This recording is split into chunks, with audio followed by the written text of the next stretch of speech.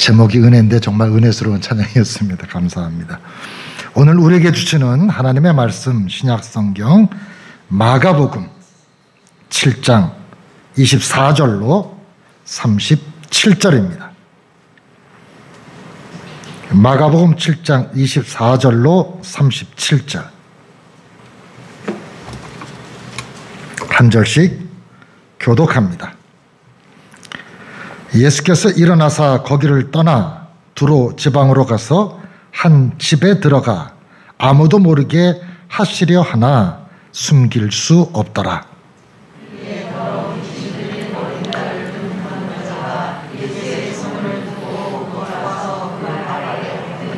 그 여자는 헬라인이요 수로보니게 족속이라 자기 딸에게서 귀신 쫓아내 주시기를 간구하거늘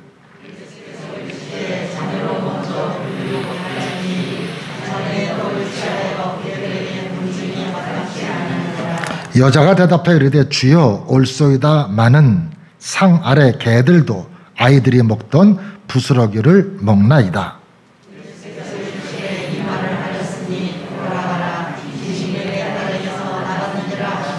여자가 집에 돌아가 본즉 아이가 침상에 누웠고 귀신이 나갔더라.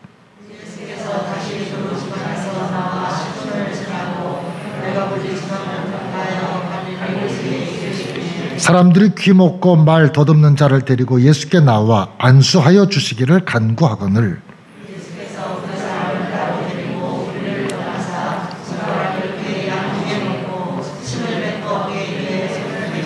하늘을 우러러 탄식하시며 그에게 이르시되 에바다 하시니 이는 열리라는 뜻이라.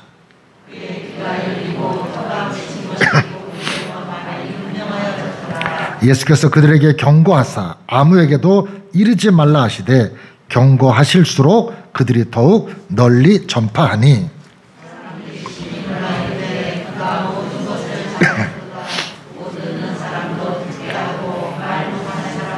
말하게 한다 하니라. 아멘.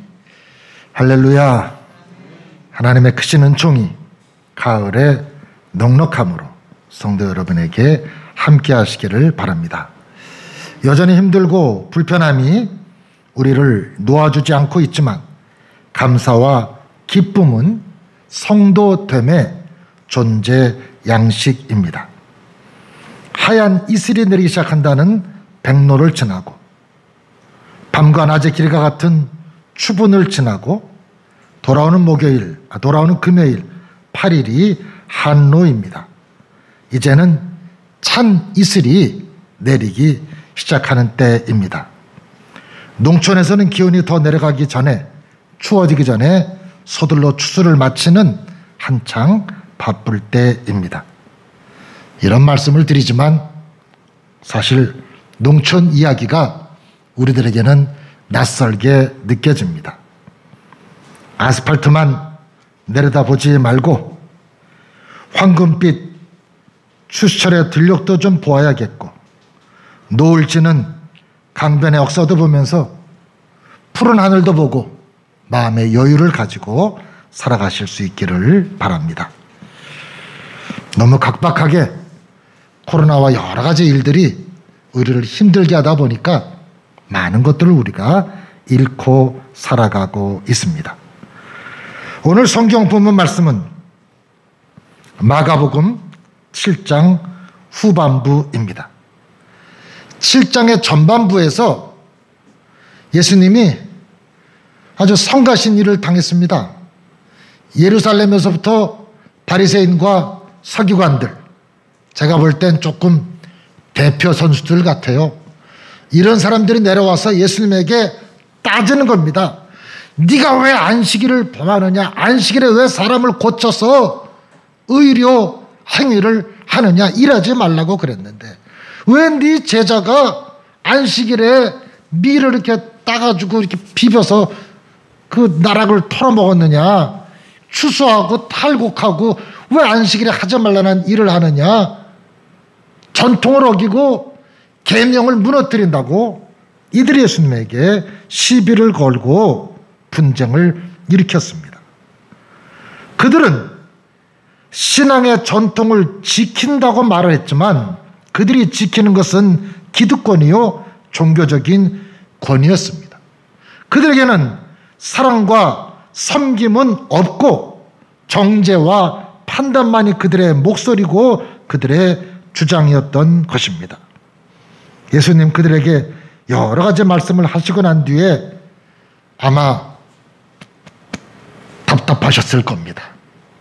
속상하셨을 것입니다. 그래서 오늘 본문 시작하는 24절에 보니까 예수께서 일어나사 거기를 떠나, 그 사람들을 얘기하던 거기를 떠나셔서 두로 지방으로 가서 한 집에 들어가 아무도 모르게 좀 쉬시려고 하는데 숨길 수 없더라. 사람들이 알고 찾아왔다라는 이야기입니다.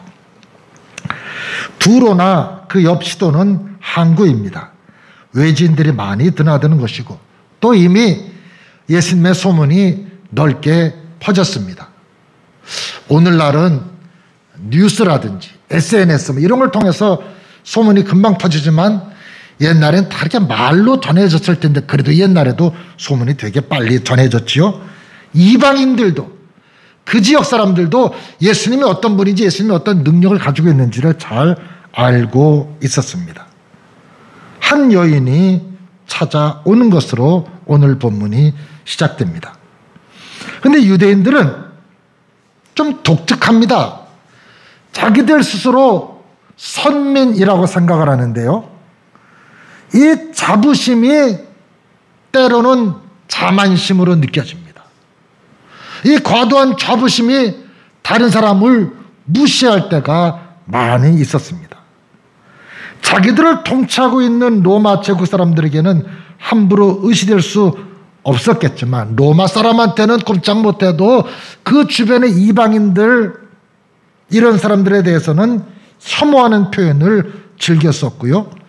또 유대인들은 이방인을 모욕하느라고 개라는 표현을 쓰기도 했습니다. 개와 같은 사람, 하나님을 모르는 사람, 사람도 아니지 뭐, 이렇게 이방 사람들을 무시하기도 했습니다. 오늘날에도 이런 비슷한 모습들이 있는데 그때는 오죽했을까요?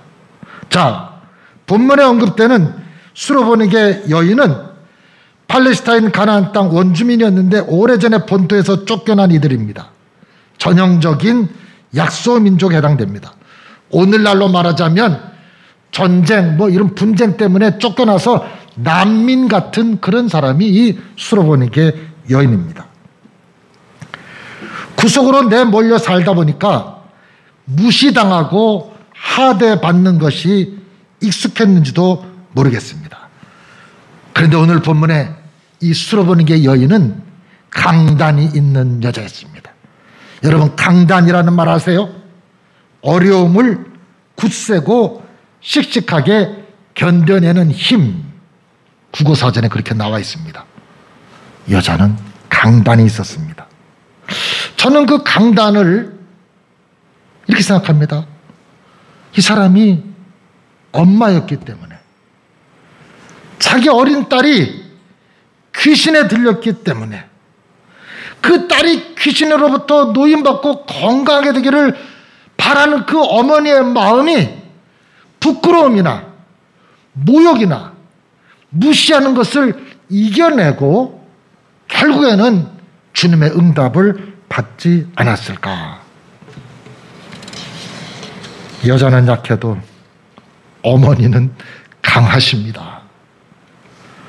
그런데 오늘 본문 이야기에서 특별함이 느껴지지요. 사실 예수님께 나오는 사람들 대부분은 천대받는 사람, 무시당하는 사람, 중한 질병이 있는 사람, 사회적으로 소외된 사람들이었습니다. 좀 살만하고 잘 나가는 사람은 예수님 앞에 안 나옵니다. 무시합니다. 예수님 앞에 나오는 사람들은 다른 사람의 시선을 의식하고 또 때로는 위험을 무릅쓰면서 예수님 앞에 나왔던 사람들입니다. 어쩌면 이런 영적인 목마름, 갈급함, 애통한 일들이 있었기 때문에 주님 앞에 나오지 않았을까. 그래서 예수님의 말씀이 산상수훈이 그것이죠. 가난한 자가 복이 있다. 애통한 자가 복이 있다. 어려움 당하는 사람이 복이 있다. 핍박받는 자가 복이 있다고 말씀하신 이유가 그것이 그 어려움으로 끝나는 것이 아니라 그것 때문에 주께로 갈 수 있고 풍랑이 있지만 이 풍랑 인연하여서 주께로 빨리 간다라는 고백을 하기 때문에 그들이 복된 삶이었습니다. 문제가 없고 아무것도 모자란 것이 없는 것 같지만 그것 때문에 주님과 상관없이 사는 사람들과는 차원이 다른 일입니다. 자, 그런데 오늘 본문에 좀 당혹스러운 부분이 나오고 있습니다. 우리는 예수님 그러면 여러분 이미지가 어떠세요? 예수님 친절하신 분, 온화하신 분, 다정하신 분, 모든 걸 다 이해하시고 받아주실 분, 이렇게 우리가 예수님에 대한 이미지를 가지고 있는데 오늘 이 수로보니게 여인, 정말 무시당하는 비천한 여인이, 그것도 딸이, 어린 딸이 귀신 들려가지고 고통당하는 이 여인이 예수님 앞에 나와서 오기까지 사람들의 그 눈총과 불편함을 다 이겨내고 거기까지 왔는데 아마 제자들이 바깥에서 막 말리지 않았겠어요? 아, 예수님 좀 쉬시는데 나중에 오라고 막 그냥. 그 어려움을 이기고 나왔는데 오늘 본문 예수님의 모습은 참 낯설게 느껴집니다. 자기 딸을 고쳐달라는 이 수로보니게 여인의 요청에 대해서 예수님은 자녀로 먼저 배불리 먹게 할지니 자녀의 떡을 취하여 개들에게 던짐이 마땅치 아니하니라. 야, 개에게 주는 것도 아니고 개도 그런데 개에게 던지는 것이 마땅치 않다. 2번, 3번 죽이는 것 같아요. 예수님 그렇게 말씀하십니다. 내가 자녀에게 줘야지 어떻게 개에게 주겠느냐. 어떻게 개에게 던지겠느냐. 마땅치 않다. 예수님이 요즘 흔히 쓰는 말로 너무 많이 나가셨습니다. 표현이 너무 멀리 가셨습니다. 인권과 존엄성을 강조하는 오늘날의 관점에서 보면 예수님 조금 위험한 말씀을 하셨습니다. 그런데 중요한 것은 예수님의 태도보다 이 여인의 반응입니다. 그렇게 예수님이 말씀하시는데 그에 대해서 이 여인은 뭐라고 얘기하느냐면 여자가 대답하여 이르되 28절입니다. 주여 올소이다마는 상 아래 개들도 아이들이 먹던 부스러기를 먹나이다. 야, 상 아래 개도 애들이 먹다가 버리는 그 부스러기는 개들이 먹지 않습니까? 상대방이 나를 향해 비방할 때 허허허 웃으면서 그걸 받아 넘길 수 있는 사람이 얼마나 있을까요? 우리 시대 이런 거 못 견디죠? 회사에서 이런 일 당하면 멋있게 사표 던지는 게 그게 뭐 잘하는 것 같고, 누가 날 괴롭히면 동해 복수로죠. 그대로 눈은 눈으로 이는 이로. TV 드라마들도 그래. 요즘 보면 얼마나 무서운지 모르겠어요. 그런 세상입니다. 오히려 더 세게 갚아줘야 속이 풀릴 것 같은 그런 시대에 이 여인의 모습은 참 대단합니다. 조선을 건국한 태조 이성계와 무학대사의 이야기를 여러분 기억하시지요? 고려를 무너뜨리고 조선을 건국하면서 무학대사의 도움을 많이 받았는데도 이성계는 불교를 억압하고 유교를 숭상합니다. 그 이성계가 어느 날 절친한 무학대사에게 농담을 겁니다. 대사, 내가 이제 보니까 대사의 얼굴이 돼지상이요. 그러자 무학대사는 그 말을 듣고서 아니 돼지 같다는데 좋을 사람이 어디 있어요? 근데 무학대사 그 얘기를 듣더니 그냥 껄껄 웃습니다. 그러니까 이성계가 화를 내야 재밌는데 아무 소리 안 하고 껄껄 웃으니까 그러더니 그럼 대사의 눈에는 내가 어떻게 보이시오? 재차 물었습니다. 그러자 무학대사가 폐하의 얼굴은 부처님 같으십니다. 그런 거예요. 이성계가 상대방을 조롱하는 말을 건네서 험한 말이 돌아올 줄 알았는데 상대방은 웃으면서 좋은 말 덕담으로 되갚는 게 의문스러웠습니다. 그래서 말하지요. 아니 대사, 나는 자네 무학대사를 돼지같이 생겼다고 놀렸는데 어떻게 대사는 나를 부처처럼 생겼다고 말을 하시오. 그러자 무학대사가 이렇게 말을 합니다. 돈 안치 유돈, 불 안치 유불. 돼지 눈에는 돼지만 보이고 부처님 눈에는 부처님만 보이는 법입니다. 얼마나 고상하게 왕을 놀립니까? 어쩌면 수로보는 여인이 이런 경지에 도달했을까요? 예수님이 자기를 개라고, 개한테는 안 준다, 애들만 주지 개한테 던지는 게 마땅치 않다라고 그렇게 놀렸는데 그 여인이 그 말을 다 듣고 나서 개라도 좋고 뭐라도 좋고 내가 내 딸을 고칠 수만 있다면 이 모욕, 치욕, 수모 다 견뎌내고 그러면서 개들도 애들 먹다가 남아서 애들 뭐 잘 버리잖아요. 흘리고 버리고 그런 버리는 은혜라도 그 은총을 나눠달라고 간곡하게 호소하자 예수님의 눈빛이 달라지셨습니다.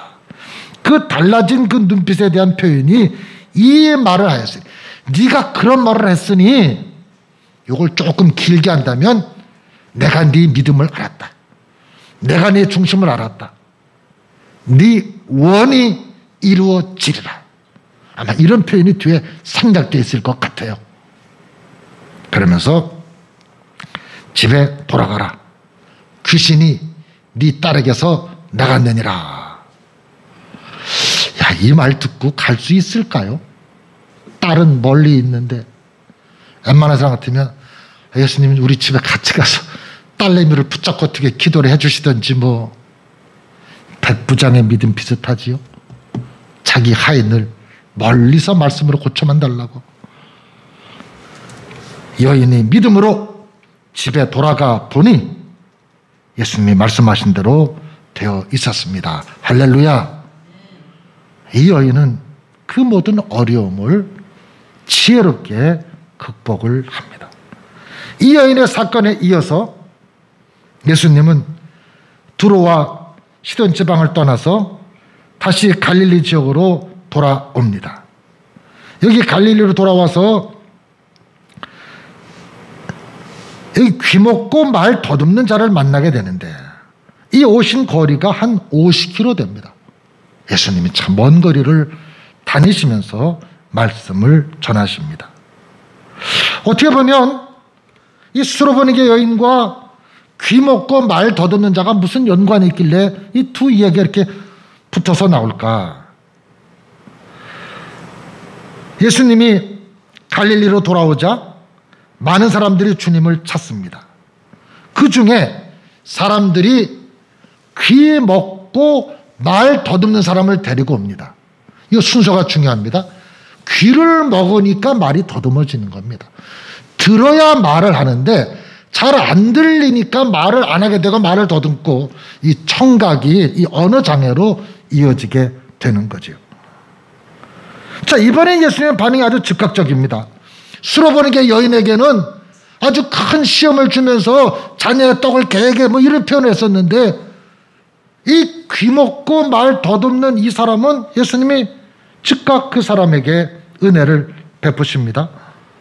그 사람을 따로 데리고 무리를 떠나사 손가락을 양 귀에 이렇게 넣고 침을 뱉어서 그 혀에 이렇게 대시면서 그러고 난 뒤에 하늘을 우러러 탄식하셨다 그랬습니다. 왜 하늘을 우러러 탄식하셨을까?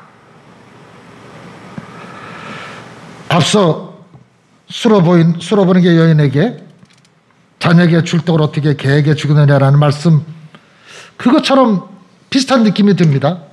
왜 예수님이 탄식을 하실까? 예수님의 탄식하실 일이 뭐 있어요? 그냥 고쳐주시면 되지. 능력 있으신 분인데. 하늘을 우러러 탄식하시면서 나오는 사람들을 불쌍히 여기시고 그들의 청혼을 들어주십니다. 탄식하시며 한숨을 내쉬고 들어주시고, 또 예수님은 그들에게 경고하시기를 가서 이런 이야기를 사람들에게 전하지 말아라 그랬습니다. 그건 또 왜 그러셨을까? 사람들은 이렇게 뭘 신기한 걸 보면 막 말하고 싶잖아요. 놀라운 걸 보면 누구한테 그 얘기 해주고 싶잖아요. 예수님 왜 알리지 말라고 그러셨을까? 당시에 예수님의 명성이 높아질수록 유대 종교 지도자들은 예수님을 싫어했습니다. 예수님이 기존의 종교 체제, 대제사장, 성전의 권위를 무너뜨리면서 어떻게 보면 이단 반항과 같은 모습으로 예수님이 비춰졌었던 것입니다. 그래서 그들은 예수님의 말씀이 옳고 그르고가 중요한 것이 아니라 예수가 없는 것이 종교 지도자들한테 나은 거예요. 요즘 정치 비슷합니다. 누가 옳고 그른 게 중요하지 않고 내게 유익이 되느냐 안 되느냐, 이게 기준이에요. 종교 지도자들은 예수님이 하나님의 아들이고 아니고 그게 중요한 것이 아니라 예수님 때문에 자기들의 지위, 자기들의 권위, 자기들의 기득권이 무너질까 봐 그 걱정을 했던 것이지요. 그래서 예수님은 이런 이야기를 굳이 종교 지도자들을 자극할 필요가 없어서 더 많은 사람들을 만나고 가르쳐야 되는데 어려움을 겪을까 봐 이 이야기를 전하지 말라고 했지만 이들은 그럴수록 더 전파했다 그랬습니다. 치료해달라는 군중들 앞에서 예수님은 하늘을 우러러 탄식하시고 아무에게도 이르지 말라고 말씀을 하셨습니다. 여기서 중요한 일이 있습니다. 예수님은 사람을 고치는 그 자체가 핵심이 아니었습니다. 그런데 사람들은 그게 관심이었어요. 고치나 못 고치나 보자. 그래서 사람들이 예수님께 특별한 환자나 이런 데리고 옵니다. 야, 이 귀 먹고 말 더듬는 그런 사람도 고칠 수 있을까? 에이, 안 될 거야. 할 수 있을 거야.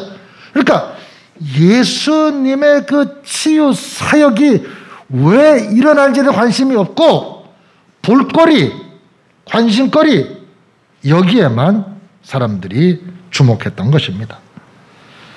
사람들은 볼거리를 좋아하지요. 문제는 누군가가 일방적인 관찰의 대상이 된다는 겁니다. 뉴스에 한번 잘못 나오면 그 인생 끝까지 어렵습니다. 관찰의 대상, 우리 재미거리로 그 사람이 넘어가니까 그 인생이 얼마나 어려워지는지. 여기 이 사람들이 귀 먹고 말 던 사람 데리고 와가지고 예수님이 고치나 못 고치나 보자. 고칠걸? 못 고칠걸? 이렇게 얘기하고 있습니다. 예수님의 치유사역은 그 사람이 육신이 회복되는 것 못지않게 그 영혼이 바로 되는 것에 관심이 있었습니다. 그래서 예수님은 늘 육신과 더불어서 구원에 대한 말씀을 하십니다. 지난번에 중풍병 걸린 사람 4명의 친구가 들고 왔잖아요. 예수님 하시는 말씀은 네 죄가 사함 받았다. 그 다음에 고쳐주시면서 일어나 이 침대 들고 가라고 말씀하셨습니다. 예수님의 관심은 영적인 문제였습니다. 그가 고침받고 난 뒤에 그가 어떻게 하나님의 일을 할까? 그가 신앙 공동체 안에 어떻게 들어올 수 있을까?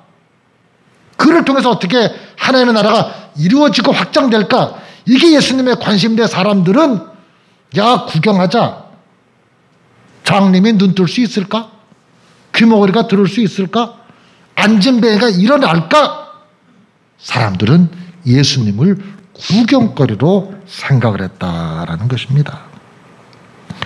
그래서 예수님이 하늘을 우러러 보십니다. 그래서 예수님이 탄식을 하십니다. 오늘 우리 시대에 사람의 관심을 가져야 되는데 구경거리에 관심을 갖습니다. 예수님이 에바다라고 말씀을 하십니다. 열리라는 의미지요. 귀가 열려야 됩니다. 예수님 종종 말씀하셨습니다. 귀 있는 자는 들을지어다. 그게 무슨 뜻이에요? 귀가 다 있잖아요. 그 이야기는 쓸데없는 얘기만 듣지 말고 들을 말을 들어야 한다는 거예요. 세상 얘기만 듣느라고 걱정, 근심 쪽에 그냥 다 짐을 지고 살아가는 인생에 주의 음성을 들으라는 겁니다.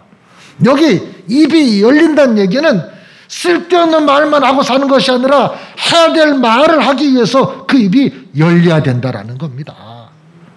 아까 수로보니게 여인처럼 우리에게 환난이 있습니다.